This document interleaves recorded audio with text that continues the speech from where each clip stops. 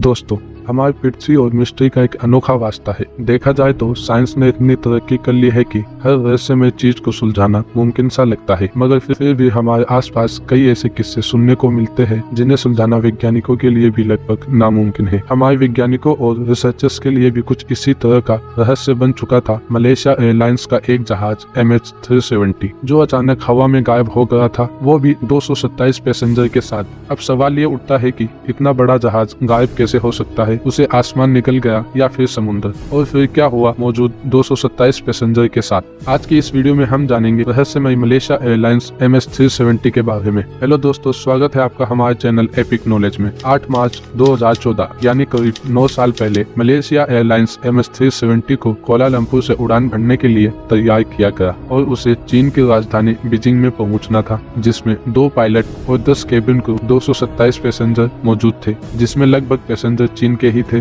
दोनों पायलट काफी अनुभवी थे। 53 साल के जहरी MS शाह, जिनको फ्लाइट का 33 साल का अनुभव था, जबकि 27 साल के को पायलट फारूक अब्दुल हमीद को 7 साल का अनुभव था। यह फ्लाइट 11 साल पुराना बोइंग 777 था। इसमें किसी भी तरह की कोई खराबी नहीं थी और न ही यह फ्लाइट किसी भी तरह के आसपास एक्सीडेंट का शिकार हुआ था। मैं जो कहना चाहता हूँ वो ये है कि फ्लाइट पूरी तरह से सही था और हर रोज की तरह मलेशिया और चीन के बीच चल भी रहा था। जो मलेशिया से चीन या वापस चीन से मलेशिया के लिए रोजाना 5 घंटे 34 मिनट का सफर तय करता था। लेकिन इस फ्लाइट के लिए आज का दिन सामान्य नहीं था, बल्कि असामान्य से भी कई गुना ज्यादा था। फ्लाइट MH370 को 5 घंटे 34 मिनट का सफर तय करना था, इसीलिए टेक ऑफ से पहले इसमें डीजल या पेट्रोल डाला गया, जो कि आवश्यकता से अधिक था, जिससे यह फ्लाइट 7 घंटे 41 मिनट की दूरी तय कर सकता था, यानी अपनी वास्तविक जरूरत से 2.5 घंटे ज्यादा। और फ्लाइट में जरूरत से ज्यादा पेट्रोल या डीजल डालना एयरलाइंस का एक नियमित रूल है, ताकि खराब मौसम या किसी इमरजेंसी के कारण फ्लाइट को डाइवर्ट किया जाए तो ये एक्स्ट्रा ईंधन का उपयोग कर सके। 8 मार्च 2014 और समय था रात की 12:42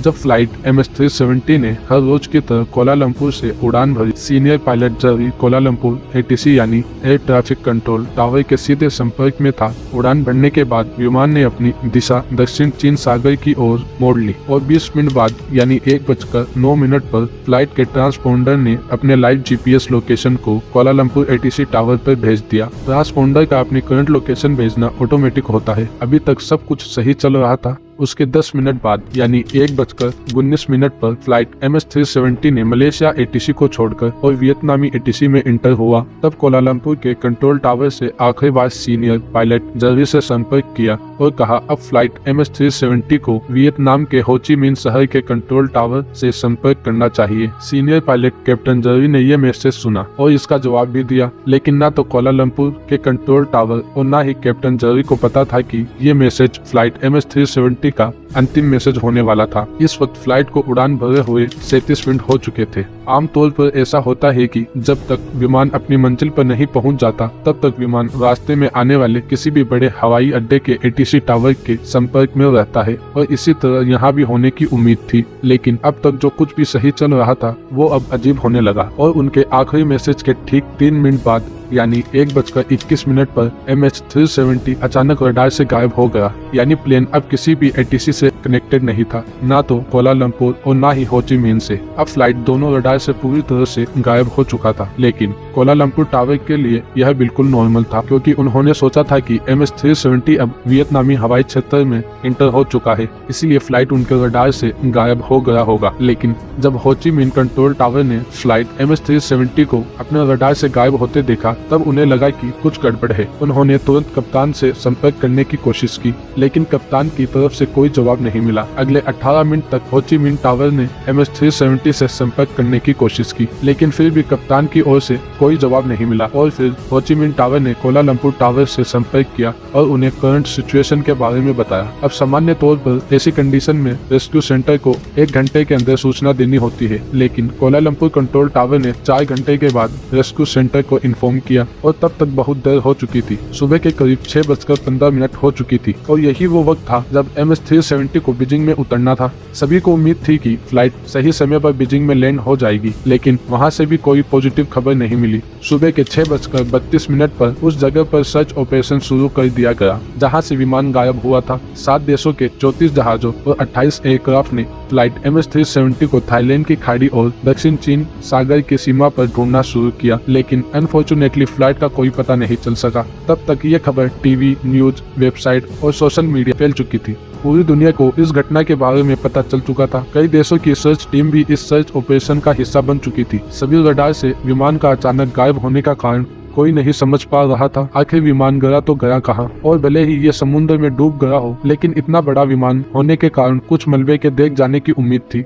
ये सर्च ऑपरेशन अगले 4 दिनों तक चलता रहा, लेकिन फिर भी विमान का कोई सुराग नहीं मिला। लेकिन फिर चौथे दिन एक खबर आई जिसने पूरी रेस्क्यू ऑपरेशन टीम को हिला कर रख दिया। जब 8 मार्च को रात 1:21 पर फ्लाइट MS-370 पब्लिक रडार से गायब हो गया था, तब अगले 1 घंटे तक फ्लाइट मलेशिया सेना के रडार पर था। और उसके बाद जो हुआ वो कुछ इस तरह था कि पब्लिक रडार से गायब होने के बाद कुछ मिनटों के लिए फ्लाइट दाहिनी ओर बढ़ने लगा और फिर यू टर्न लिया और वापस मलेशिया की ओर मुड़ गया। 31 मिनट के बाद फ्लाइट ने मलेशियाई शहर पेनांग को पार किया और फिर मलक्का की ओर मुड़ गया। जो जानकारी मिलिट्री रडार से पता चली वो ये थी कि रात के 2:22 पर फ्लाइट MS-370 को आखिरी बार हिंद महासागर पर देखा गया था। और इसके बाद MS-370 को न तो मिलिट्री रडार पर दिखा और न ही किसी पब्लिक रडार पर। रेस्क्यू टीम और इस प्लेन से जुड़ा हर शख्स केवल एक रहस्य को सुलझाने की कोशिश कर रहे थे कि विमान आखिर गया कहाँ। और जिस बात ने उन्हें ज्यादा परेशान किया वो थी विमान ने बीजिंग से ठीक उल्टी दिशा में एक यू टर्न क्यों लिया। रेस्क्यू टीम जो थाईलैंड की खाड़ी और दक्षिण चीन सागर में विमान की खोज कर रहे थे, अब उन्होंने हिंद महासागर में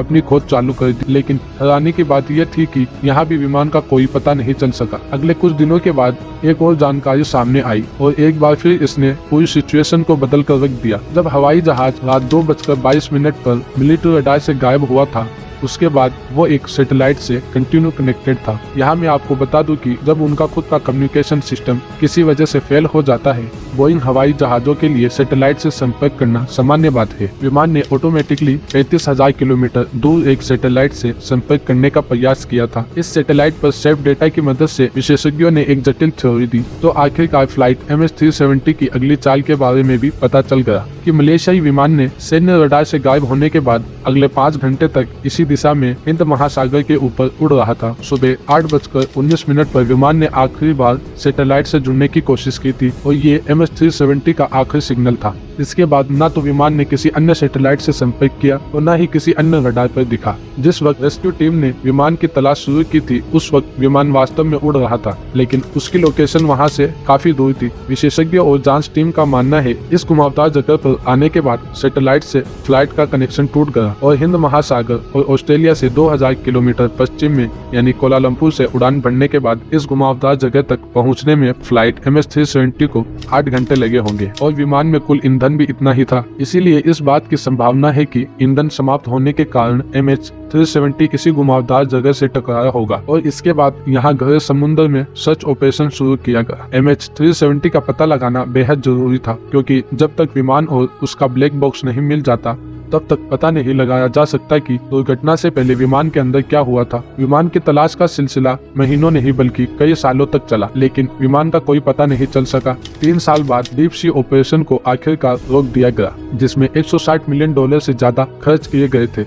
इतना तलाश करने के बाद भी फ्लाइट MS-370 का कुछ पता नहीं चला, लेकिन 2015 में विमान के लापता होने के 1 साल बाद विमान का दाहिना फ्लैपरोन यूनियन आइलैंड के समुद्र तट पर मिला। यह विमान का वह हिस्सा है जो लैंडिंग के समय काम आता है। जब इस फ्लैपरोन की जांच की गई तो एक और भयानक हकीकत सामने आई। जानकारों का मानना है कि जब MS-370 पानी में डूब गया था तब इस फ्लैपरोन को ओपन नहीं किया गया था, जिसका मतलब था कि फ्लाइट MS-370 पानी में डूबने के दौरान विमान नाक के बल समुद्र में गिरा होगा। विमान के कई अन्य हिस्से और मलबा अगले कई वर्षों के दौरान अफ्रीका के तट से पाए गए, लेकिन आज तक न तो विमान का पता चला और न ही पैसेंजरों का। आज तक कोई नहीं जानता है कि इसके गायब होने से पहले फ्लाइट के अंदर क्या हुआ होगा। कुछ जांचकर्ताओं को को संदेह है कि विमान को हाईजैक कर लिया गया था, जबकि कुछ का मानना है कि इलेक्ट्रिक प्रॉब्लम के कारण विमान का बाहरी दुनिया से संपर्क टूट गया था और ऑक्सीजन की कमी के कारण फ्लाइट के अंदर सभी लोग बेहोश हो गए थे। वास्तविक कारण तो प्लेन के ब्लैक बॉक्स में सेव्ड रिकॉर्डिंग से ही पता चल सकता है,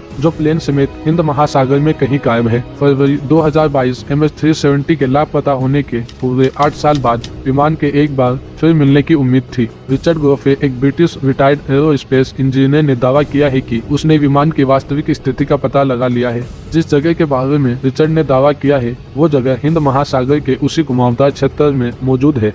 रिचर्ड का मानना है कि लापता मलेशिया एयरलाइंस MS-370 का मलबा इसी जगह 4000 मीटर नीचे पड़ा है, जिसकी गहराई उतनी ही है जितनी टाइटैनिक की 74 साल तक थी। अब मलेशिया अधिकारी इस रिटायर्ड एरोस्पेस इंजीनियर का दावा कितनी गंभीरता से लेते हैं और क्या इस स्थान पर कोई अन्य खोज की जाएगी या नहीं, ये तो केवल वक्त ही बताएगा। और आपको क्या लगता है, कमेंट बॉक्स में बताइए। वीडियो अच्छी लगी तो लाइक और शेयर कीजिए और हमारे चैनल को सब्सक्राइब करना ना भूलें और बेल आइकन को भी जरूर दबाएं।